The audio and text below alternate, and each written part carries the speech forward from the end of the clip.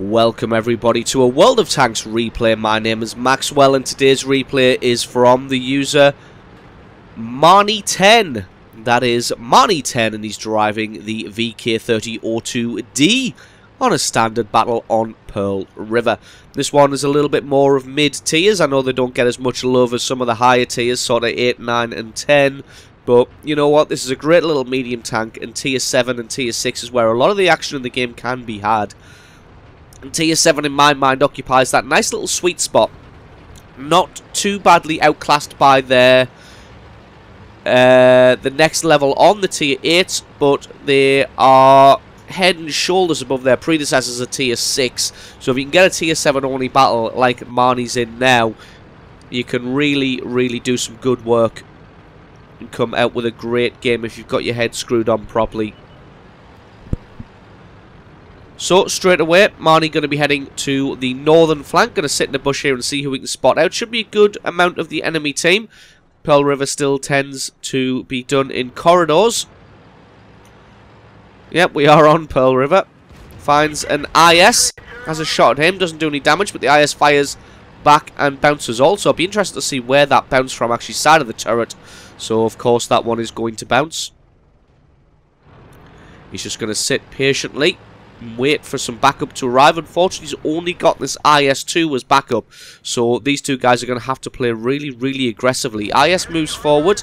I think he was maybe confused as to where the VK was, because he's looking in completely the wrong direction.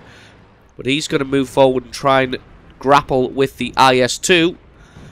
Marnie trying to prioritise who's the bigger threat. Obviously, it's the Jagdpanzer IV rather than the Stuart in the background there. Trying to get a hit on the IS, but hasn't quite got the gun depression. Trying to get into position. There he goes. Going to get some nice damage through his side, but now he's got to pay attention to the Jagdpanzer IV from the front. The Jagdpanzer didn't quite do any damage. He's going to back off now, and Marnie's just going to try and put one through his roof. That one just unfortunately bounced. Luckily for him, the Jagdpanzer also fired and missed, and is now going to try and run the hell away. So Marnie takes this opportunity to take out the IS. Taking some fire from the M5 there, but there's no way in the world he's going to get any damage through the front of a VK here. In fact, he's going to take some serious damage through his side. The Jagdpanzer's fully focused on trying to flank around the side of that IS-2. I think he thinks he's got more friends than he actually does. And Marnie's going to come up behind the IS-2, offer some support. Jagdpanzer hugging there, but Marnie's able to take him out for 3 quick kills. And although they were outnumbered on this flank, they weren't really outgunned and definitely weren't outclassed, and the two of them were able to make short work of the 3 tanks that came around this way. Both of them looking very healthy indeed. As you can see, Marnie on full health. The IS-2 only lost a little bit. Two of them now going to transition to the centre, which is where the allied team isn't doing as well as they would have liked. Marnie's just going to sit here and wait for a little bit in case there are snipers in the base, so we're just going to speed this one up a little bit until his IS-2 friend joins him. And then the two of them going to make moves together. So as you can see, the fight in the far south, whilst protracted, is fairly even. The battle in the centre was lost by the allies. So these two guys going to transition to the centre. Gets a great shot on the Dickimax. Does take some damage in return, but almost certainly he's going to reload before the Dickimax, and that's kill number 4. The Dickimax is going to do some good work for his team, though. Going to be blocking the road here, not allowing the IS-2 or the VK to get through. Going to have to push his corpse out of the way before they can get anywhere. Looks like they may have moved it just enough.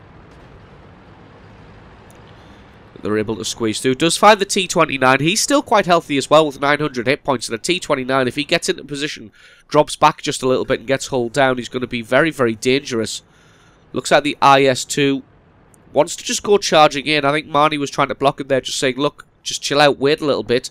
But nope, the IS-2 gives 0 cares. And he's going to go charging in. The two of them going to charge into this guy. IS-2 going to flank all the way around behind. Marnie's going to get a great shot on the T-29. T-29 doing the smart thing here.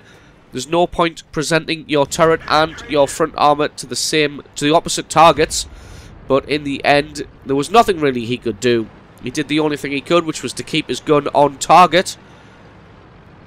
on the VK, and that proved to be his downfall. But like I said, the only good decision he could have made was the one he should have made 10 seconds earlier, which was to drop back into a hull down position and try and block that thin road with the rest of his tank whilst being hull down.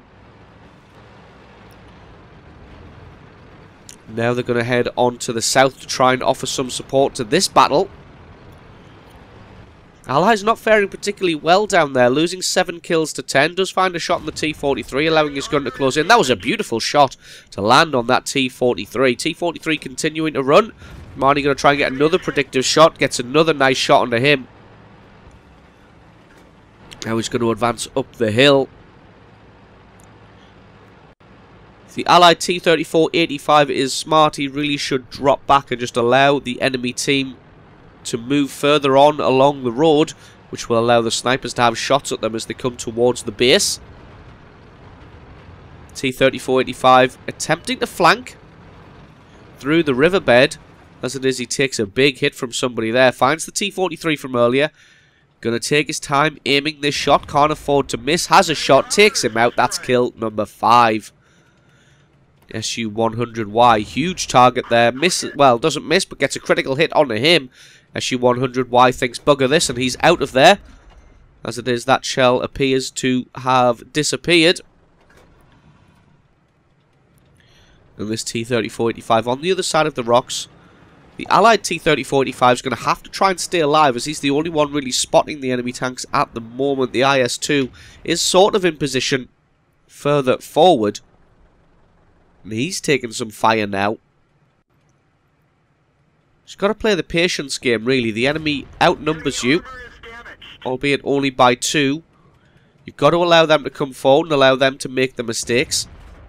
Marnie going to continue firing on the Tiger here, but he just fades away. And like I said, that T-34-85 was the only one really spotting the enemy team. Now that he is gone, this is going to be a little bit more difficult. The IS-2 is moving into his position. IS-2's got a little bit more health, a little bit more armor. But at the end of the day, all of those guns over there are going to be able to do serious damage to him. SU-100Y flanks around the side. Or was that the SU-100? Nope, it was the 100Y. Looks like the rest of the enemy team has flanked around, not realising that the IS-2's taken the T-34-85's position. The rest of the enemy team is just pushed on ahead regardless. They're going to be pressing on towards the base. Marnie trying to make a decision here. I think he's thinks about going into the centre, but then realises that that would be an absolutely terrible idea, so he spins around.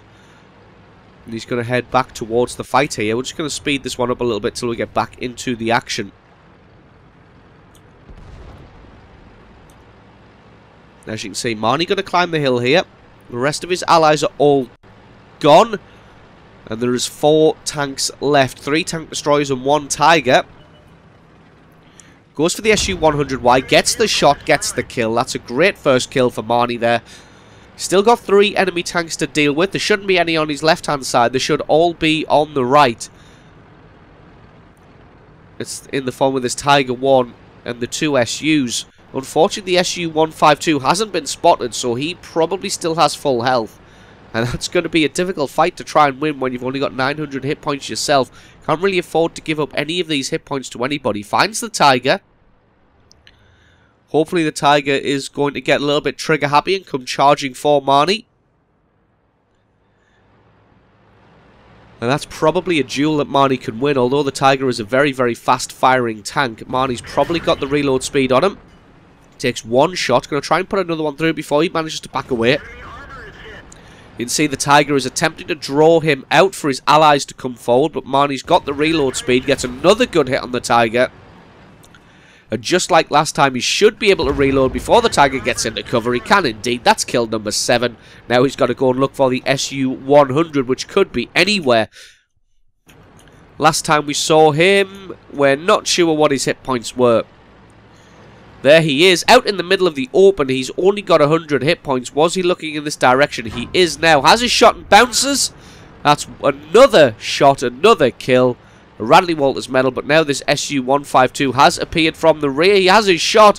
It was predicting where Marnie was going to be, but Marnie decided to stop.